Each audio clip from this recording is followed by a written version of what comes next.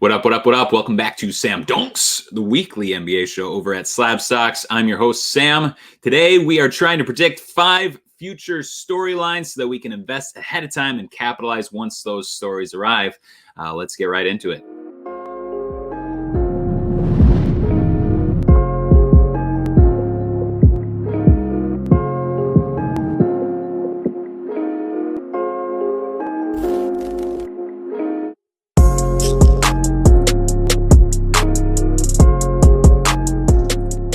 Okay, so we all know by now that oftentimes what ends up driving these players' markets are the storylines, or the media, or the hype that's built on Twitter and elsewhere. The problem is that once those things start to hit, we see their markets ratcheting up, and if we're buying then at the peak, we're probably just going to be losing money. So the goal today is to try and predict 5 different storylines that I think are going to be happening later. So today I'm putting on my best Chris Berman, the Schwami impersonation.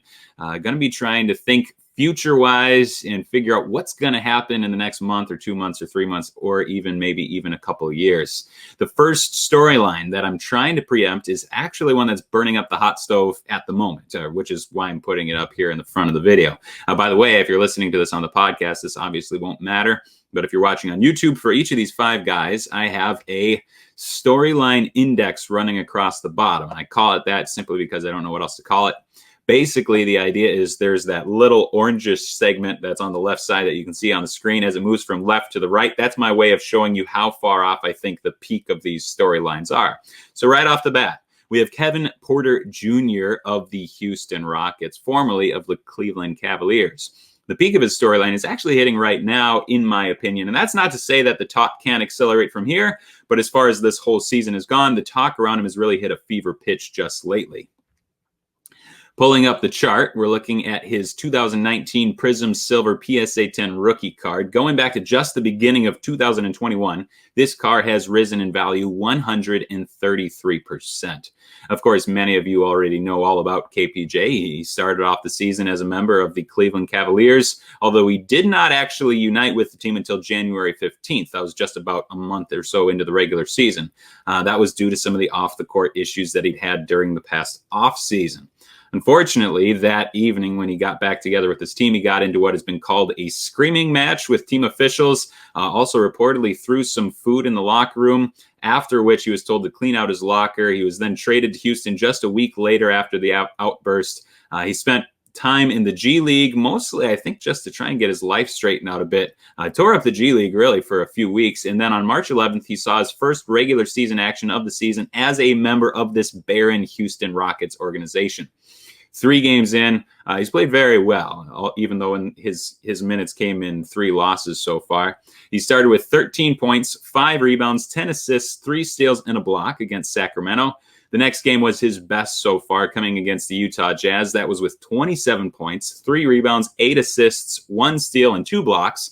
And then just last night, and this is Monday as I'm recording, so Sunday night, he had a rough shooting night against Boston, but he put in a decent showing with 11 points, 2 rebounds, and 7 assists. He started out hot with all 11 points in the first quarter, but then he kind of got into foul trouble, which kept him from keeping up any sort of momentum throughout the rest of the game, and he's stuck at 11 points by the end of it. Now, these are the types of performances that we can expect from Kevin Porter Jr. Going back to last year, he had a bit of an uneven workload throughout the season as the Cavs were trying to juggle several young guards on the roster, all of who needed playing time to develop.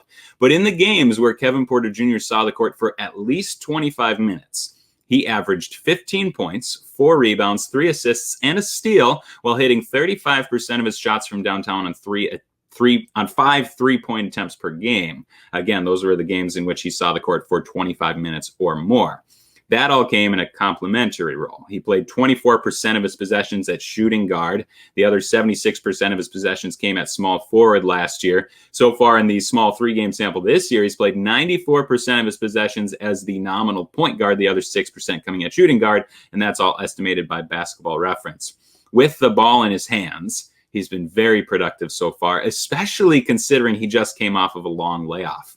Now, if you watched my videos or listened to my podcast last year, thank you for doing that. But if you did, you might remember that I've always been extremely high on him. In fact, I went back and looked and I counted up, and I guess I mentioned him 11 different episodes last season, which honestly, probably too much. But I love the all-around game that he brings. I really like his on-court potential. And none of that changes moving forward. And in fact, the on-court potential looks a lot rosier now that he's one of the only actual NBA players on the court for the Houston Rockets. I expect them to be putting up some really impressive stat lines all along the way. And for that reason, there's probably a good amount of hype that's left to be built around him from this point on.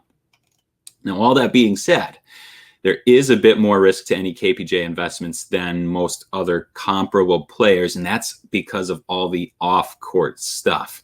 And I really, really hope that he's able to put a lot of his off-court issues behind him, not just because he's a great basketball player, but because I want him to have a peaceful life just like the rest of us want to have for ourselves. But the off-court troubles have all become a recurring theme over the past few years, and I don't want to make light of any of this. It is all very serious stuff.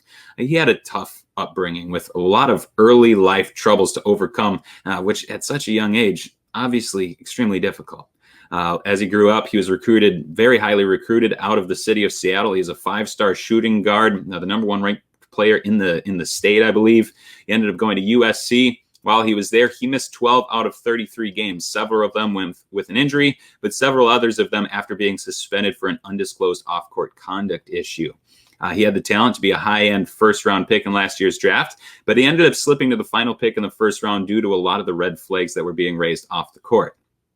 Then this past offseason, there was an alleged domestic violence claim against him in August. No formal charges were filed, and he's denied the allegations, so that could certainly be nothing at all. But then in November, he ended up crashing his car on an Interstate 76. It was during the middle of the night. There was a loaded .45 that was found in the car. He faced an ongoing legal battle over all of that. He did end up escaping indictment, so that was good for him. And then we had the incident in the locker room when he returned to the Cavs, which stemmed from his locker being moved. And the Cavs decided the juice just wasn't worth the squeeze, and they ended up trading to Houston for really not much of anything. All along the way, he's had coaches that have said he's a great player, he's a good kid, he just needs some guidance, and I really hope that he gets that in Houston. Former NBA player and former head coach John Lucas is on the Rockets coaching staff. He's long been extremely well regarded around the league when it comes to guiding young players, and it's probably exactly the guy that Kevin Porter Jr. needs in his life at this moment, and I'm really hoping that he can help him become the player and the person that he can be. So I'm sure most of this is pretty much just old news to everyone here, but it needs to be brought up because we are considering investing our money in Kevin Porter Jr. cards. Anytime you invest your money in sports cards or in a stock or in cryptocurrency and NFTs, you should always have the mindset that you're putting your money at risk. And like it or not, due to everything else revolving around Kevin Porter Jr., there's just a bit more risk involved. So this is the way I see it. And we've seen a lot more excitement around Kevin Porter Jr. over the past few weeks, as you can see from the chart, just really accelerating of late. And I do expect that excitement to continue building in the coming weeks and maybe even the coming months. He's just a very good player. He's on a team where he's going to get plenty of opportunity to just fill up the box score. So you could preempt some of that hype and buy right now and probably see some pretty quick returns on your investment. Or if you're uncomfortable with the level of risk, this would be a good time to sell, in my opinion. And we've seen a rather large jump in prices over such a short period of time, so you could move on and be happy with whatever profit you make if you are currently holding. But that decision is entirely yours to make based on your risk tolerance. Next storyline up for discussion might not be super exciting for many of you, but if your investing budget is a bit smaller, I'm looking at Bruce Brown of the Brooklyn Nets. This is a storyline that I would expect to pop up more in the next month or so. So if things break the way that I think they might, I believe we'll start seeing a lot more talk around Bruce Brown as we near the end of the regular season and then get into the playoffs. Looking at the chart, we're looking at his 2018 Prism Silver PSA 10 rookie cards. There haven't been a whole ton of sales, which doesn't really come as a huge surprise. Just 10 auctions and buy it nows combined that have been completed on eBay since the beginning of the new year. The most recent sale came as a best offer on February 27th. That went for $150, which represents a 192% increase since just the middle of January. And the reason I like Bruce Brown as a future storyline to track is because of his position on the Brooklyn Nets. Of course, we all know the big three that they have out there in KD, Kyrie, James Harden, maybe the best collection of offensive talent we've ever seen on an NBA team. But you know what? Journalists just can't talk about the same three players every single night. That gets boring. They need to sell papers. They need to get clicks. You've maybe heard it said that journalists like reporting after losses much more than they do after wins because it's just much easier to create content on a frustrating loss. You get better sound bites, you get better quotes from coaches and players than you will after a normal win. It's also just generally tough for a journalist to cover a team with three all-time great offensive players because you just can't tell the same story every night. And that's why we end up seeing guys like Alex Caruso become very popular, as he was widely covered on last year's Lakers team. Or think back to the 2008 Celtics team. There's just a lot more fur to the Rajon Rondo coverage than there was for KG, Paul Pierce, or my guy Ray Allen, simply because there was much more that you could write, or there wasn't much more that you could write about those three, whereas Rajon Rondo's stories hadn't yet been told. So I'm prognosticating here a bit and thinking that as the Nets continue through the season, there's going to need to be a recipient of some of the media adulation outside of the big three, and I think that's clearly got to be Bruce Brown. He's a 6'4", 24-year-old guard that was very beloved in Detroit before being shipped out to Brooklyn in that three-team trade involving Landry Shamet and Luke Kennard. With a team housing three superstars, they really need role players around the roster that are willing to do all the dirty work, and Bruce Brown has done that. He's been the best defensive presence on the team. He's started as the super small ball center several times. Again, he's 6'4". He's starting at center. I mean, he's really thrived in that role as the roll man in the pick and roll with James Harden.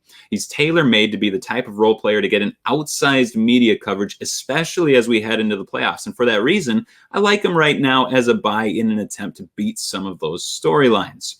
Now, there are risks involved. For one thing, those storylines just might not come. That's certainly a possibility, although in all the years that I've neurotically followed the league, I wouldn't be surprised to see him start getting some of that coverage. Now, the other risk is that I assume that the Nets are going to be in on basically every single buyout candidate, especially considering that Kyrie Irving and Kevin Durant are essentially on-court GMs at this point. They've already picked up Blake Griffin, and who would be surprised if Andre Drummond or PJ Tucker or LaMarcus Aldridge also found their way to Brooklyn as well. The team has maybe the best chance in the league of appearing in the finals. They also have the minutes to go around. So if that all happens, well, then Bruce Brown's just not going to be getting the type of opportunities that he currently is, although he's probably better than all of those guys at this point. But I do believe he would end up losing his current role. And I really think that if the Nets do end up snagging a good chunk of the buyout market, that's really just going to paint the target on their backs all the more so than it already is. And if that happens, Bruce Brown's just not going to end up as anyone's darling.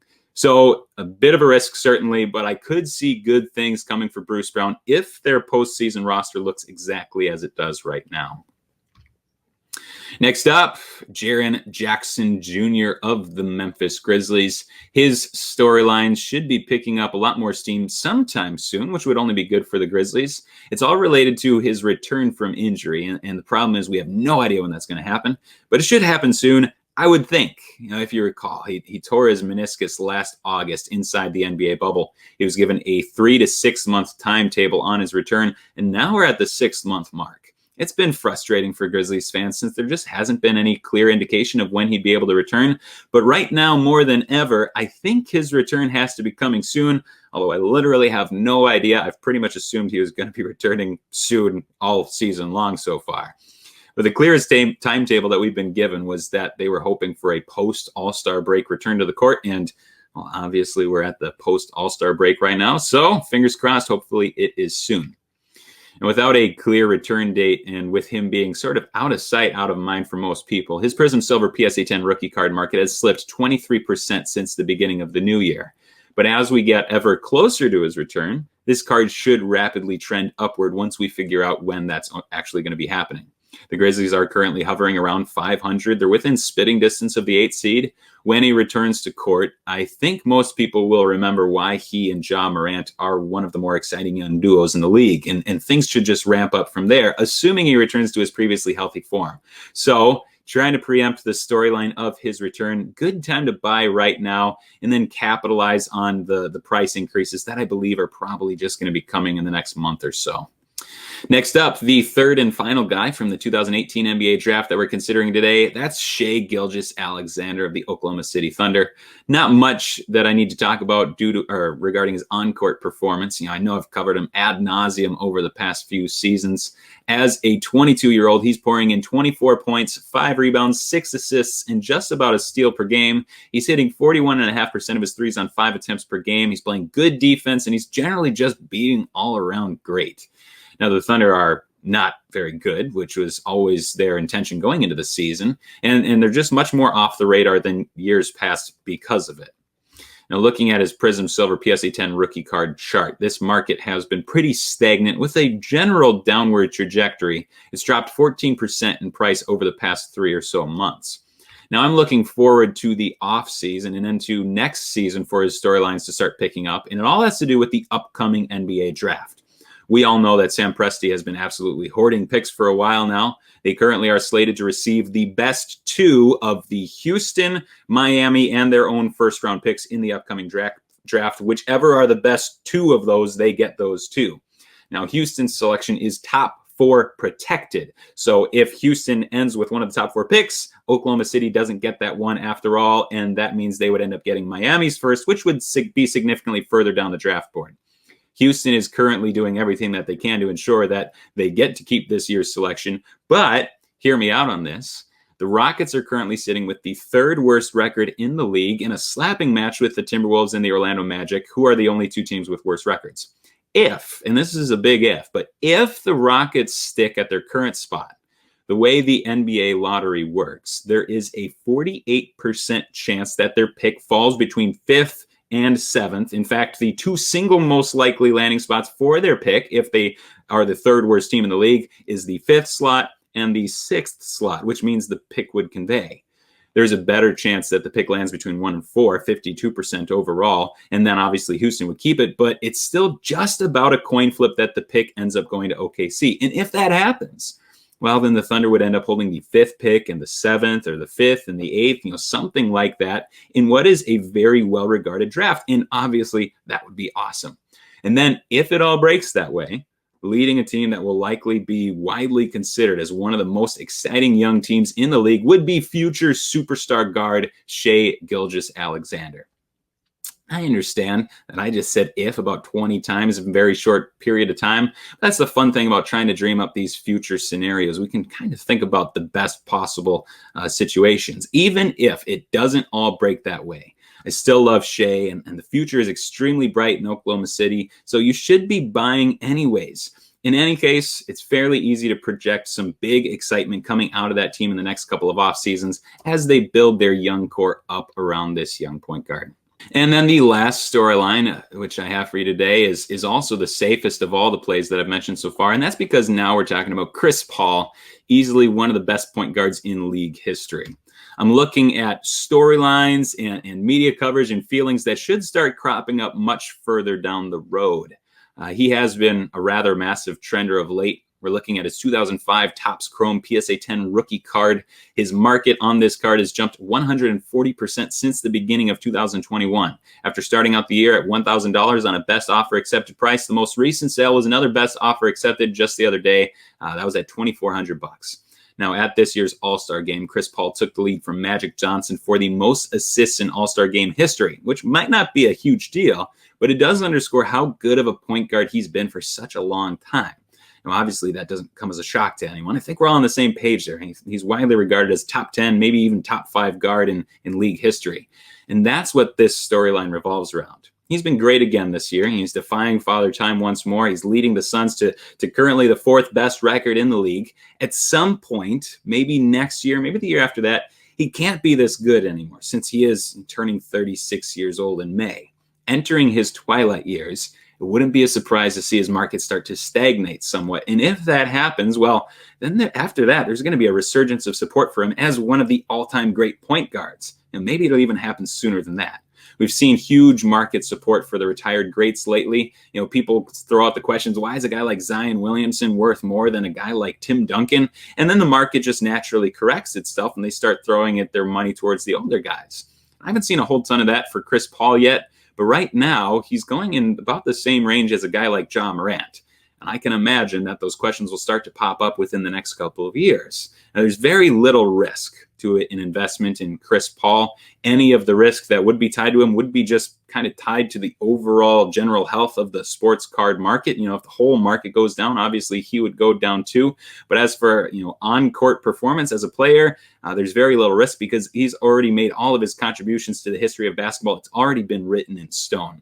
So maybe not as much upside in his market, but I could certainly see a wave of support for him as he nears retirement. And it would probably be just to get out right in front of that and start buying soon. And maybe wait until the off season when the market tends to trend down for a few months. And then you can make that purchase. But I would get ahead by a couple years of these Chris Paul storylines that I do see coming down the pipe. All right, those are my 5 storylines for you. If you don't agree with those 5, maybe you can think of 5 more. Maybe you can think of 100 more. I'm sure there's basically a storyline for every single guy that you might consider investable. Try and do what I just did. Prognosticate. Think about what's coming next for their teams, what's coming next for them as players.